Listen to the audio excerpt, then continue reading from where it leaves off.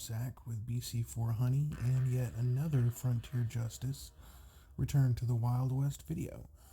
In this video, we're going to go over the library, which is where you do all of your research. This is by far probably one of the most important things you need to be doing. This was my first time playing a game like this, so shout out to everybody that helped me out. Morphine Trip, good people.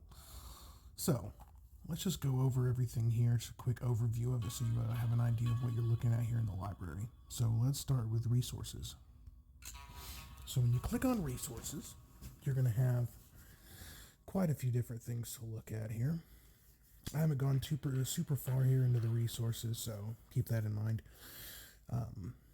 But most of these are just going to increase production of certain resources. So this one increases lumber production, food production, and the seller here increases the protected resource capacity of the warehouse. If anybody comes and attacks you, they can pillage your resources. Your warehouse protects some of those, so if you have under your warehouse capacity, they're not able to pillage anything, and anything over, they have the ability to pillage. Now, protected resources are a specific thing, and those are, as they say, they're protected, so no one can come and pillage those, so that's a good thing to have. Twin saws are going to increase your lumber collection speed, increase food collection speed, and this will increase iron production and increase iron collection speed. Exchange is going to increase your cash production. Bookkeeping increases cash collection speed. Prospecting increases gold collection speed. And then you have Sharpen Axe 2. There's going to be another increase to the same one. So that will be lumber production, food production, protected resource capacity of the warehouse, so forth and so on. All of these are pretty self-explanatory. Once you know the first ones, it just gives you an additional increase to it. So we can go ahead and skip off to the next one. Let's see, town development. So here this is going to help you do different things. For instance, increase your troop load if you're trying to pillage resources, or go to a tile to collect resources. This will increase the load that you're able to carry. Blazing Saddles here increases your marching speed when attacking outlaws, so it's very specific. Bathhouse will increase your stamina recovery speed, so the rate at which your stamina recovers. You get 100 of it. Usually use 5 to 20 depending on who you're attacking or what you're doing of your stamina, so it can go pretty quickly. Fancy Buildings will increase your building speed. Great thing to have. Again, this town development, a lot of these things are very, very important. For instance, the county hospital, this will increase the maximum number of wounded soldiers that can be handled by your docks tents. You always want to make sure that whatever raid you're sending out, that you have enough capacity in your docks tents to account for all of those wounded soldiers. So say that your capacity is 90,000 soldiers, and you send out 100,000 soldiers, and they all get hurt or whatever. Only 90,000 of those are going to be able to go to the docks tent, and you can heal those and get them back, but those other 10,000 will die, and you will lose all of that power. So keep that in mind. Docks meds will increase the healing speed of wounded soldiers. Chuckwagon Supper is going to decrease your troops' food consumption. If you have, the more troops you have, the more food that it costs to keep them up. And then, of course, you have Blazing Saddles 2, marching speed on the outlaws. These are the exact same as the other ones, just an additional increase to them. Let's see if there's anything new down here, and that's about it. That's about it with town development. You have the top portion here from Wagon Train all the way down to Chuckwagon Supper, and then it does it again for an additional increase. So we can move on to the next one. We have town defense. So this is going to do anything with your town's defenses. For instance, brick and mortar. It's going to just increase your basic town defense by 900 with the top one. Clock tower will increase attack bonus of defensive troops. So if you're defending, your attack will be higher by 5% for this one. Ditch traps will increase defense bonus of defensive troops. So if you're defending, it'll increase the defense of them. Let's see. Got Dead Man's Deadfall, which increases traps attack, which is very nice. Barbed wire fencing increases leg snare damage to cavalry. Outlaw fighting plans increases the maximum capacity for traps. So that will increase the maximum capacity of traps you're able to build. Hornet's Nest is going to increase pitfall damage to gunslingers as one of the traps. TNT will increase landmine damage to marksmen, also another one of the traps. Let's see. Got Worker Book Learning, increases trap making speed, so it'll make it faster for you to build those traps. Planning is very important. I've been trying to work on that. That increases your troop morale outside the town. So I've come into this. If you go and attack somebody, your troop morale has a lot to do with how many troops you lose. So there's been a few times I've attacked someone, say they have 100,000 troops, and you go and attack them. Depending on the levels of those, depending on what traps they have and things like that, you're actually going to lose a lot more troops than you thought. During this entire kill event that's been going on, I've lost 600,000 power just from things like that. So we're definitely learning on that, but you want your troops' morale to be as high as you can get it.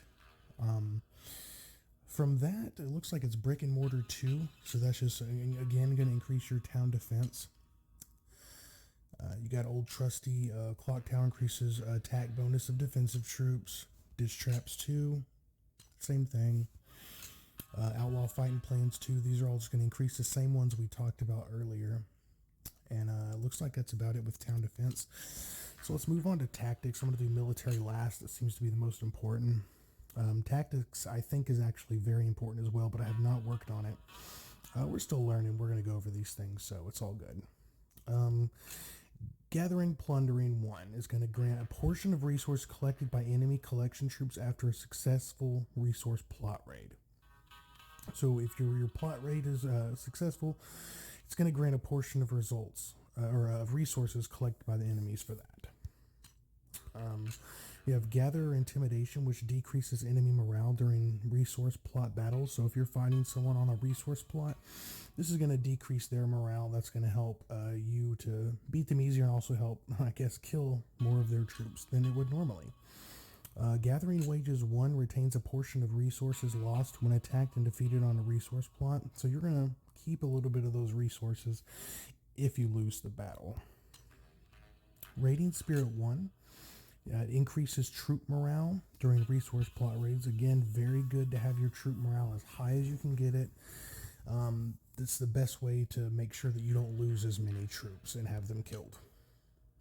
Going farther down, we have a Gunner Healing. This speeds up the healing time of gunners. Marksman speeds up the healing time of marksmen. Same with cavalry and gunslinger. Those just increase or decrease the time it takes to heal those guys. And it looks like it just goes on to the twos of those. So you have Gathering Plundering 2, same as the one we talked about, just an additional increase. Radiant Spirit. Now we come down here. This is going to increase or speeds up the training time of gunslingers, training time of cavalry, training time of marksmen, and training time of gunner on those. Then you have Siege Plundering, which increases the amount of resources plundered from a siege victory. Can also be good because resources become extremely hard to get. For instance, to upgrade my town hall now to 23, I have to have 32 million food, 32 million lumber, or maybe it's 34, and then 3 million iron. So it's actually very, very expensive to do that. And then last is the Siege Intimidation. Again, decreases troop morale when besieging townships.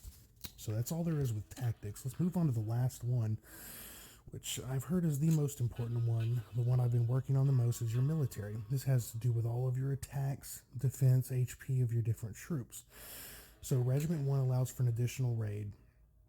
I think you start off being able to send out 2 raids, which is 2 sets of troops to go out to attack someone or to attack a critter or to go and get resources or to send out to like a ghost town. Outlaws, anything like that. Any of your raids, this is going to give you an additional one. So you definitely want that. Next is quick draw. It's going to increase your gunslinger attack. Then you have increased marksman attack, increased cavalry attack, increased gunner attack. All great things to have. You want to have those. And then you go down here and you have for hire. So this increases the training speed of regular soldiers, any of your gunslingers, marksmen, cavalry, or gunners. This increases the speed at which they train. And go down here, and then now you have the defensive part of it. You have cover, which increases gunslinger defense, camouflage increases marksman defense, armored saddle increases cavalry defense, and hardened leather increases gunner defense. Moving down, you have cartography.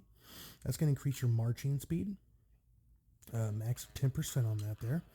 And then now we have the hit points part of it. We have hardened gunslingers, increases gunslinger HP, increases marksman HP, increases cavalry HP, and increases gunner HP. Moving down, you have the last of the branch before it goes off into the twos, which is boss man. This increases the maximum number of soldiers in a single raid. I find this very important.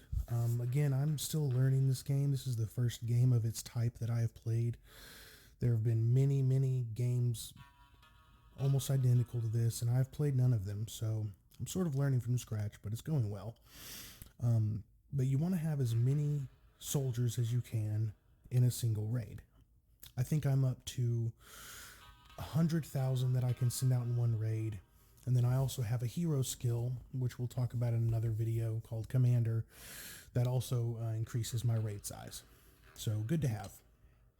Move down, you have Regiment 2. Again, allows for an additional raid. So you want to do that. You want to be able to send out as many raids as possible. You have your quick draw. Going to increase your attack for your gunslingers. Marksman, cavalry, gunner. Going to increase attack for all of those. For hire 2 is going to increase the training speed for all your troops again. Cover 2, camouflage 2, armored saddle, hardened leather, all for the defense of your troops. Same thing, it's just the second tier for it. Cartography is going to increase your marching speed again. Then you have your health portion of it. Marksman, gunslinger, cavalry, gunner. Going to increase the health of those. And then Boss Man 2, again, increases the maximum number of soldiers in a single raid. And you get that up. And then you have Regiment 3, which is going to, again, give you an additional raid. And then you're down off of into it again. You got the increase attack for your gunslingers, marksmen, cavalry, and gunners. For hire, will, again, increase the training speed for regular soldiers. Same thing with the cover here. It's going to increase your defense. Cartography, again, will increase your marching speed. And then these hardened ones down here will increase your HP. Last is the boss man to increase your raid yet again. And that about does it here for the research here in the library. Again, these are very, very important. Military is one of the most important ones. Really all of them are extremely important. It just depends on what you're trying to do in the game. If you want to be a force to be reckoned with, of course you want military up, you want town defense up, you probably want your tactics up some. If you're more chilled back, just wanting to do a lot of building, maybe resource gathering, you can do the resources, town development. Honestly, they're all extremely important, but to me the military is probably the most important one. I hope you guys enjoyed the video. I'm going to do plenty more of these, just going over every different aspects of the game here. If you like what you see, go ahead and like, comment, subscribe. Tell us anything you'd like in the comments. Let us know if there's something about the game you don't understand, something you want us to talk about, anything like that. But I hope you guys are doing great, and we'll see you in the next video.